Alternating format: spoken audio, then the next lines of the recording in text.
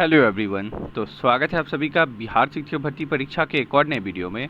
और दोस्तों, इस वीडियो में हम लोग बात करने वाले हैं कि आपका जो डॉक्यूमेंट री अपलोड या सुधार का जो मौका दिया गया था उसको 3 दिनों के लिए जो है बढ़ा दिया गया है। तो इस वीडियो में आपके बहुत सारे डाउट है जिसको मैंने जो है इस वीडियो में लेने की कोशिश की है। इसके अलावा भी अगर कोई डाउट आप सभी का अगर रह जाएगा तो आप मुझसे जो है कमेंट करके पूछ सकते हो। बाकी सारे डाउट को जो है मैं इस वीडियो में बताने वाला हूँ।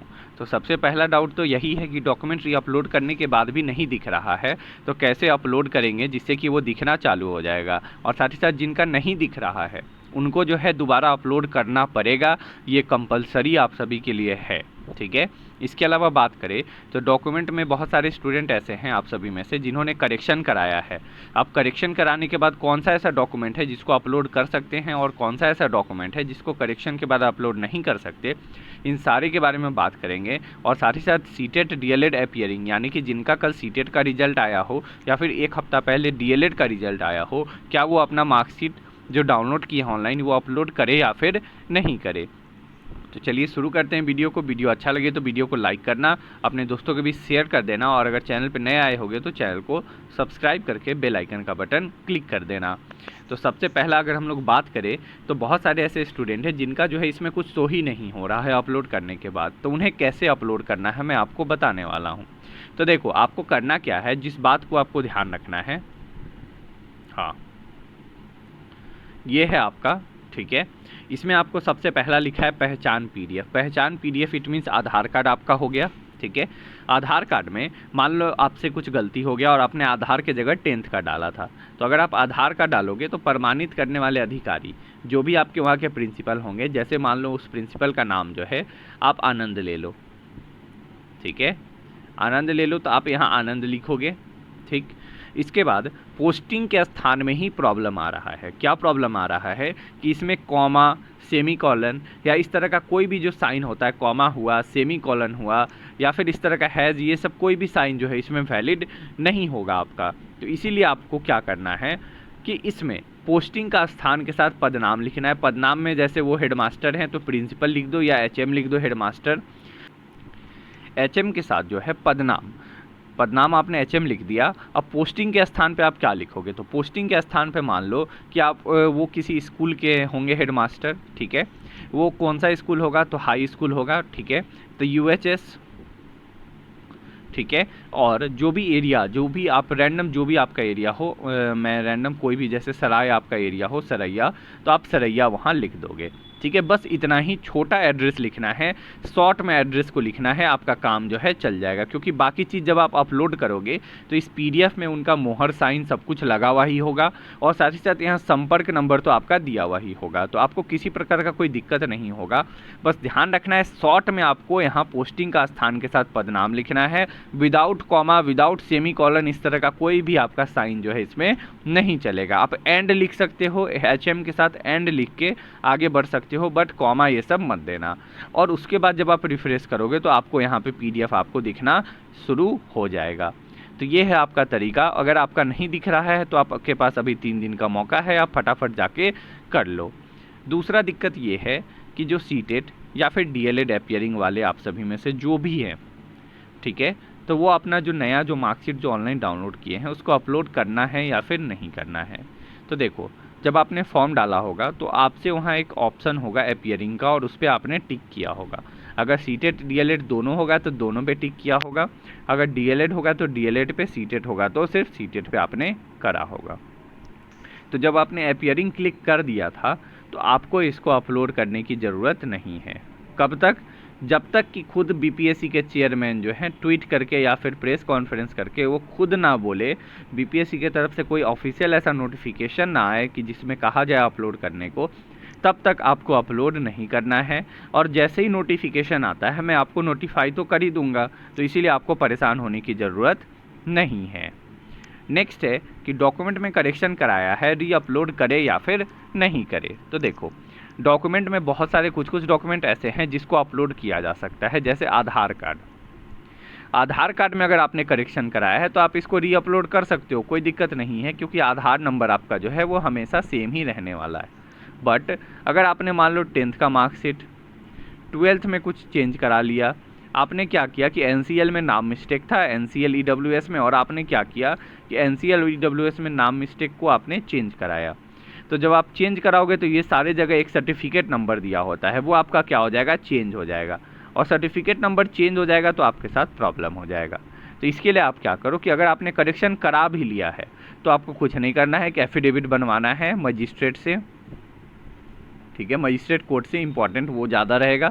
एफिडेविट बनवाना है जिसमें आप अपने बातों को लिखोगे कि जब मैंने फॉर्म डाला था तो मुझसे मेरे 10th के मार्कशीट में ये गलती थी, जिसको मैंने सुधरवा कर जो है ये चेंज जो है करा लिया है, और नया प्रमाण पत्र मैंने बोर्ड ऑफिस से प्राप्त कर लिया है। ये सारी बातें उसमें लिखी रहेगी, और एक एफिडेविट आप बनवा लेना जिसको आपको डीवी के टाइम ले जाकर शो करना पड़ेगा, ठीक है। चलो, तो अब हम लोग कमेंट्स को देख लेते हैं, आप सभी का जो भी कमेंट्स आया है। तो सबसे पहला कमेंट्स है कि सर जो कैंडिडेट डीएलएड अपीयरिंग 2021-23 है वो फॉर्म भरते टाइम एडमिट कार्ड अपलोड नहीं किए थे, क्या वो अब एडमिट कार्ड अपलोड कर सकते हैं डीएलएड का, बताएं सर जल्दी। तो देखो, अगर आपने अपलोड उस टाइम नहीं किया था तो कुछ न्यू अपलोड नहीं करना है। उनका जो ट्वीट आया था उसमें उन्होंने क्लियर कहा था कि नया कुछ चेंज नहीं करना है, जो पुराना है, जो आपसे गलती हुआ है आप उसको बदल सकते हो, नया नहीं करना। इसीलिए इसको आप अपलोड मत करो, आप अपीयरिंग हो कोई दिक्कत नहीं होगा आपको, ठीक है। नेक्स्ट है KM नूतन का, सर हम एक बार अपलोड कर दिए हैं पर हाई स्कूल के सर्टिफिकेट बहुत सही से क्लियर नहीं है, क्या उसकी भी अपलोड करवा दे, प्लीज़ बता दीजिए। तो इन्होंने बताया कि कुछ सर्टिफिकेट हाई स्कूल का, यानी कि हो सकता है कि इनका 12th का जो सर्टिफिकेट है या 10th का वो क्लियर नहीं है। तो अगर आपका साफ़ सुथरा नहीं है तो आप जाओ अपने आसपास जो भी आपके गेजेटेड ऑफिसर, जो भी हेड मास्टर होंगे 10th या 12th सरकारी स्कूल के, आप उनसे साइन कराओ फ़ोटोकॉपी पे और उसको अपलोड फटाफट कर लो, 3 दिन का मौका दिया गया है। नेक्स्ट है, सर प्लीज़ रिप्लाई, BTC का इंटरनेट कॉपी अपलोड है, क्या हम ओरिजिनल अपलोड कर सकते हैं। तो देखो, अगर आपने अपलोड यानी कि जो आपने कॉपी अपलोड जिस टाइम किया होगा फॉर्म भरते वक्त, तो क्या उस टाइम आपका जो है ओरिजिनल आपके पास था। अगर नहीं था तो आप अपलोड मत करो, आप रहने दो, कोई दिक्कत नहीं होगा। आपका ओरिजिनल बाद में मिला है, आप डीवी के टाइम जो है ओरिजिनल को शो कर देना। नेक्स्ट है विवेकानंद जी का। विवेकानंद जी ने पूछा है कि भैया मैंने कास्ट सर्टिफिकेट अपलोड कर दिए हैं, मेरे पास NCL है अभी, क्या NCL अभी अपलोड कर सकते हैं। तो मैं कहूँगा नहीं, आप इसको नहीं कर सकते। कास्ट सर्टिफिकेट जो आपने फॉर्म भरने से पहले तक जो आपने बनवा के रखा होगा उसी को आप अपलोड कर सकते थे। फॉर्म भरने के बाद EWS NCL ये सभी के लिए मैं बता रहा हूँ, EWS NCL ये सारे में आप चेंज नहीं कर सकते। आप सोचोगे कि नया से बनवा कर ये सारे अपलोड कर दे तो ये आपको पॉसिबल नहीं है, आपको कैटेगरी का रिजर्वेशन नहीं मिलने वाला है। नेक्स्ट है कमल सिंह का। कमल सिंह जी ने कहा है कि सर मेरा आधार हल्का सा ब्लर है, name, date of birth, gender सब समझ आ रहा है, क्या मुझे रीअपलोड करना चाहिए, प्लीज़ रिप्लाई। देखो, आधार ब्लर है, ठीक है, लेकिन आप ये देखो कि आधार नंबर आपका क्लियर दिख रहा है या नहीं दिख रहा, क्योंकि सबसे इम्पॉर्टेंट वही है। अगर आधार नंबर आपका क्लियर दिख रहा है तो फिर दिक्कत आपको नहीं होगा, बट अगर आधार नंबर क्लियर नहीं है तो फिर आप चेंज कर लो, मैं ऐसा सजेशन आपको देता हूँ। नेक्स्ट है सुजीता जी का। सुजीता जी ने क्या कहा कि सर मेरे पापा के सरनेम में गलती है डीएलएड के मार्कशीट में, मैं सुधार डॉक्यूमेंट अपलोड करूं कि नहीं। यानी कि डॉक्यूमेंट में जो है गलती है उसको अगर आपने सुधरवा लिया है तो आप वहाँ देखो कि आपका सर्टिफिकेट नंबर चेंज हुआ होगा, और अगर सर्टिफिकेट नंबर चेंज हुआ है तो आप जो है चेंज मत करो, इसीलिए क्योंकि सर्टिफिकेट नंबर मिसमैच हो जाएगा। इससे अच्छा ये करो कि आप एक एफिडेविट बना लो सुजीता जी, ठीक है, और उस एफिडेविट को जो है उस समय जब आप जाओगे डीवी के टाइम तो उस टाइम ये शो कर देना, जैसा कि मैंने पीछे भी बताया है। नेक्स्ट है डाउट, सर हमारा एक डॉक्यूमेंट सही दिख रहा है लेकिन जूम करने पर फट रहा है, तो क्या हमें वो डॉक्यूमेंट दोबारा से अपलोड करने की आवश्यकता है। तो देखो, आप डॉक्यूमेंट डायरेक्ट खोलो और डॉक्यूमेंट को देखो, क्योंकि 100 KB से अंदर है तो आप ज़्यादा जूम करोगे तो कोई भी डॉक्यूमेंट जो है वह जूम करने पे जो है ब्लर हो ही जाएगा। बट अगर डायरेक्ट नॉर्मली खोलने पे और मोबाइल में या फिर लैपटॉप में आप जहाँ भी देख रहे हो कंप्यूटर में, अगर डायरेक्ट नॉर्मली पे दिख रहा है, ठीक है। वो प्रिंट नॉर्मली अगर आप उसको कर लोगे पेज पे, अगर वो शो हो रहा है तो फिर कोई दिक्कत नहीं है, दोबारा अपलोड करने की दिक्कत नहीं है। लेकिन अगर वो प्रिंट करने पे भी नहीं दिख रहा तो आप उसको अपलोड कर दो, 3 दिन का मौका है। किसी भी परेशानी या फिर किसी भी संशय में क्यों रहना, अगर मौका है तो कर दो अपलोड, क्या दिक्कत है। नेक्स्ट है सोनम मिश्रा जी का। सोनम मिश्रा जी ने कहा है कि सर मेरा डॉक्यूमेंट कुछ ब्लर है लेकिन रीड किया जा सकता है, क्या मुझे री अपलोड करना चाहिए। देखो, अगर रीड किया जा सकता है, सर्टिफिकेट नंबर उसमें अगर दिख रहा है तो ही, और अगर रीड नहीं किया जा सकता, या फिर आप क्या करो, सबसे बेहतर उपाय आप दोनों के लिए, इनके लिए भी और इनके लिए भी, आप क्या करो, जो आपका ब्लर दिख रहा है उसको एक प्रिंट निकालो, उसी का प्रिंट निकालो साइबर कैफ़े से, और प्रिंट निकालने के बाद देखो कि वो आपको दिख रहा है या नहीं सही से A4 साइज़ पेपर पे। अगर वो दिख रहा है तो ठीक है, नहीं दिख रहा तो फिर प्रॉब्लम आपको होगा, आपको दोबारा अपलोड करना पड़ेगा। नेक्स्ट डाउट है रचना शर्मा। रचना शर्मा ने कहा कि मेरे डोमिसाइल में मदर नेम हिंदी में सही है, इंग्लिश में एक स्पेलिंग मिस्टेक है, क्या फिर से बनवा कर अपलोड कर दे, बट नया बनाने में सीरियल नंबर चेंज हो जाएगा, प्लीज़ रिप्लाई। तो देखो, अगर आपके डॉक्यूमेंट में एक स्पेलिंग अगर मिस्टेक है डोमिसाइल में, ठीक है, किसी भी चीज़ में, तो अगर सर्टिफिकेट में मिस्टेक है तो वहाँ तो आप एफिडेविट बनवा सकते हो, ठीक। लेकिन अगर आपके डोमिसाइल ये सारे में मिस्टेक है तो आप एक न्यू बनवा कर रख लो पास में, ठीक है। पुराना वाला भी अपने पास रखना, बट अपलोड मत करना क्योंकि सीरियल नंबर वहाँ चेंज हो जाएगा। अपलोड मत करना, जब डीवी के टाइम जाना तो वहाँ पे जो है आप इसको शो कर देना। ऐसा बहुत सारे स्टूडेंट हैं जिनके मदर्स नेम में या फादर्स नेम में एक स्पेलिंग का मिस्टेक आ रहा है, वैसे को ज़्यादा परेशान होने की ज़रूरत नहीं है, वो डीवी के टाइम जाएंगे उनका क्लियर हो जाएगा, ठीक है। नेक्स्ट है जामिला समथिंग करके कुछ नाम है, इनका क्या है, जामिला अख्तर जी का। सर मेरे पिताजी के नाम पर एक लेटर छूटा हुआ है इंटर सर्टिफिकेट में, बिना सुधार किए सर्टिफिकेट को प्रिंसिपल से अटेस्टेड करवा के अपलोड कर दिया हूँ, सर आगे कोई परेशानी होगी क्या, प्लीज़ बताएं। तो देखो, अगर आपने सुधारवाड़ नहीं किया है, नहीं भी किया है, ठीक है, कोई बात नहीं, बट डीवी से पहले एक एफिडेविट ज़रूर बनवा लेना। क्या है, एक एफिडेविट ज़रूर बना लेना जिससे कि आपको प्रॉब्लम ना हो डीवी के टाइम। एफिडेविट ज़रूर बना लेना जिसमें आप ये बात लिखोगे कि हाँ मेरा एक नाम ये छोटा था जिसको मैंने जो है ऐसे ऐसे करके अपलोड अटेस्टेड करा के किया है, ठीक है। तो आप जब एफिडेविट बनवा के रख लोगे तो आपको प्रॉब्लम इससे नहीं होने वाली है, ओके। चलो, नेक्स्ट है अक्षिता यादव।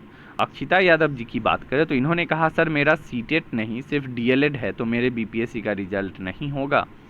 नहीं, बिल्कुल नहीं होगा। ऐसा बहुत सारे स्टूडेंट हैं जिनका अभी रिजल्ट आया है, और बहुत ही दुख के साथ बात यह है कि ऑलमोस्ट बिहार में तो आप समझो कि 4.5 लाख अभ्यर्थी में मात्र 25 से 30 हज़ार बच्चे ही जो पास किए हैं, ठीक है।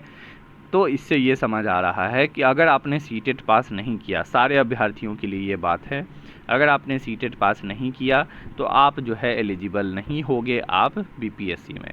और जो बाहर के हैं, जो यूपी के कैंडिडेट हैं या अदर स्टेट कोई भी कैंडिडेट हैं, ठीक है, उनके लिए कोई भी फीमेल हो मेल हो कोई भी कैटेगरी हो, अगर आपका 90 से कम आ रहा है तो आप बिहार में एलिजिबल नहीं होगे। मिनिमम 90 आपको चाहिए ही जनरल कैटेगरी का। आप अपने राज्य में अपने कैटेगरी के अंदर आते हो, बट अदर राज्य में आपको जो है 90, इट मीन्स जो जनरल कैटेगरी का जो कट ऑफ होता है 90, वो आपको लाना ही पड़ेगा। नेक्स्ट है सर मैंने रीअपलोड डॉक्यूमेंट कर चुकी हूँ पर अभी भी पुराना डॉक्यूमेंट दिख रहा है अपलोड डॉक्यूमेंट में। तो मैंने आपको बताया है शुरुआत में कैसे आपको चेंज करना है। शॉर्ट में लिखो एड्रेस और पदनाम, आपका जो है हो जाएगा, लेकिन दोबारा रीअपलोड ज़रूर करो।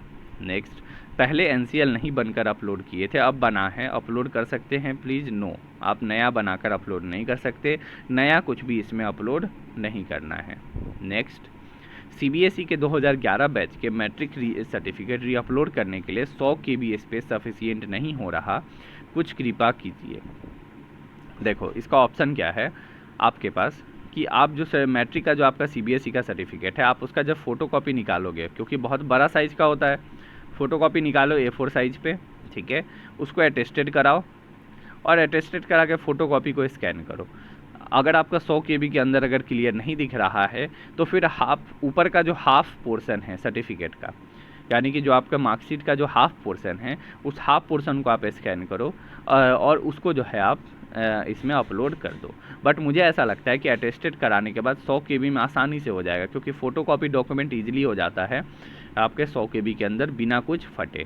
ठीक है, बस ध्यान रखना कि सर्टिफिकेट नंबर उसमें शो होना चाहिए, आपका ईयर ऑफ पासिंग, ये सारा चीज़ दिखना चाहिए। ठीक है, बाकी जो नीचे उतना सारा जो लिखा रहता है डिटेल, वो इम्पॉर्टेंट नहीं होता। ठीक है, नेक्स्ट है सर, मेरा एक क्वेश्चन है, मैंने अपना 10th मार्कशीट अपडेट किया है लेकिन ये पिछली बार से भी बहुत ज़्यादा ब्लर है, तो क्या हम फिर से third time 10th marksheet upload कर सकते हैं? प्लीज़ मुझे कमेंट में ही जवाब दे दीजिए। देखो, हाँ, आप जो है दोबारा फिर से एक बार अपलोड करने की कोशिश करो, और अगर ब्लर हो जा रहा है तो जैसा मैंने बताया कि हाफ ही डॉक्यूमेंट को अपलोड करने की कोशिश करो, कहीं आपका प्रॉब्लम जो है वो सॉल्व हो जाए। ठीक है, तो ये सारे आप सभी के डाउट थे जो कि मैंने आपके ले लिए हैं। इसके अलावा अगर कोई डाउट आप सभी के रह गए हैं तो आपको कुछ नहीं करना, आपको कमेंट करना है। इसके अलावा मैंने टेलीग्राम का लिंक दिया है, आप टेलीग्राम से जो है मुझसे कांटेक्ट कर सकते हो। दोनों पे आपका रिप्लाई जो है मैं आप सभी का ज़रूर दूंगा, जो भी आपका डाउट है आपका रिप्लाई ज़रूर मिलेगा। तो वीडियो अच्छा लगा हो तो वीडियो को लाइक करें, अपने दोस्तों के बीच शेयर कर दे, और अगर चैनल पर नए आए हो तो चैनल को सब्सक्राइब करके बेल आइकन का बटन ज़रूर क्लिक कर दो। तो चलिए मिलते हैं नेक्स्ट वीडियो में। इस वीडियो को देखने के लिए थैंक यू, धन्यवाद।